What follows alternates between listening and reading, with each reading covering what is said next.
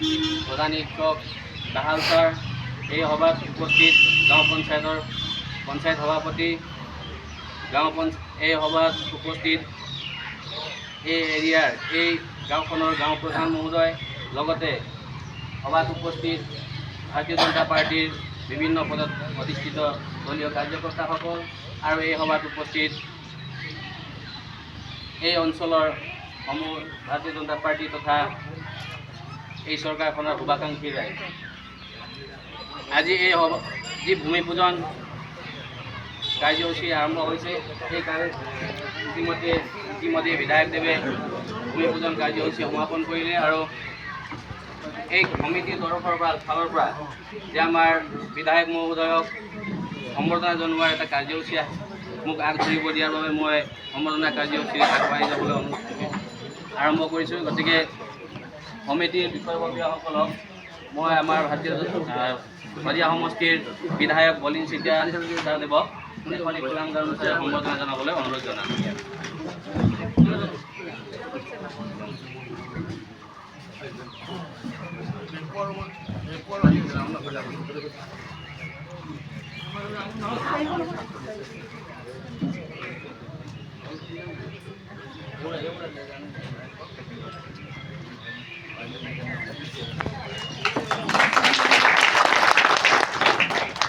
ইয়াৰ পিছতে মই সম্বৰ্ধনা জনাবলৈ অনুৰোধ জনাইছোঁ।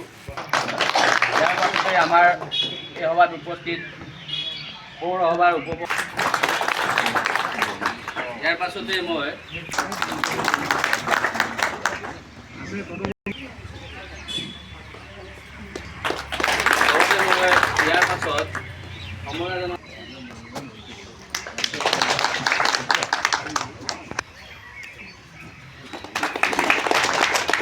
ইয়াৰ পাছত মই আমাৰ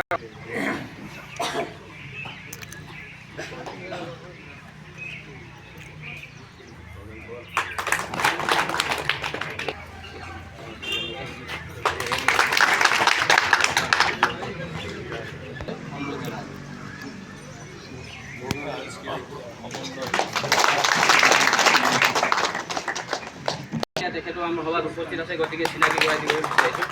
আৰু আমাৰ এই সভাত উপস্থিত ভাৰতীয় জনতা পাৰ্টি তিনিচুকীয়া জিলাৰ মহিলা মৰ্চাৰ উপসভানেত্ৰী উমা চেত্ৰী বাইদেউ ডাঙৰীয়ানীও উপস্থিত আছে, গতিকে চিনাকি কৰাই দিব বিচাৰিছোঁ।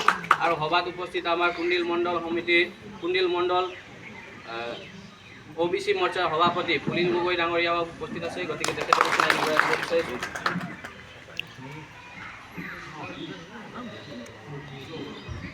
গতিকে চিনাকি পৰ্ব সম্বৰ্ধনা অনুষ্ঠানটো ইমানতে আমি স্থগিত ৰাখিছোঁ।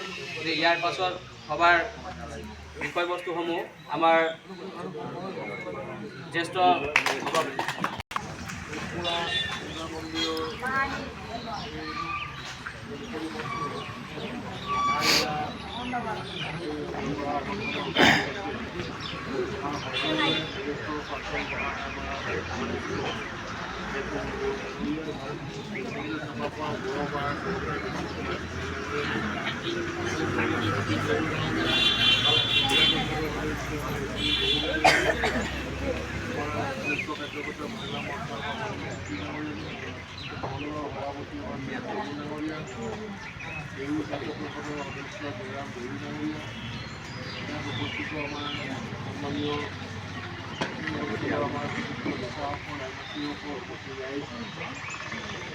বিশেষকৈ আমি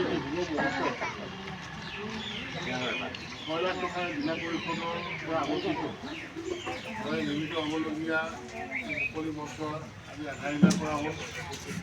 ইতিমধ্যে এটা মঞ্চৰ আগতে বনোৱা হৈছিল, যদিও সম্পূৰ্ণ হোৱা নাছিলে।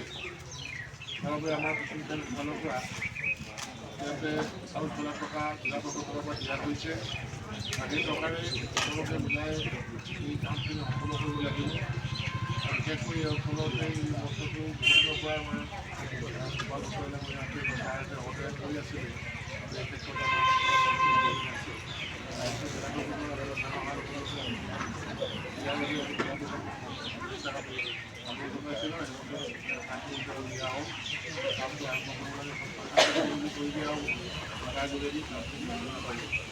বিশেষকৈ আপোনালোকে জানে যে মাননীয় মুখ্যমন্ত্ৰী হিমন্ত বিশ্ব শৰ্মা ডাঙৰীয়াৰ বিজেপি দলৰ চৰকাৰখন হোৱাৰ পিছতো গাঁৱে ভূঞে নগৰে চহৰে এতিয়া বহু ধৰণৰ উন্নয়নমূলক কাম কাজ কৰি আছে যাৰ দ্বাৰা আমাৰ সাধাৰণ ৰাইজ উপকৃত হৈছে।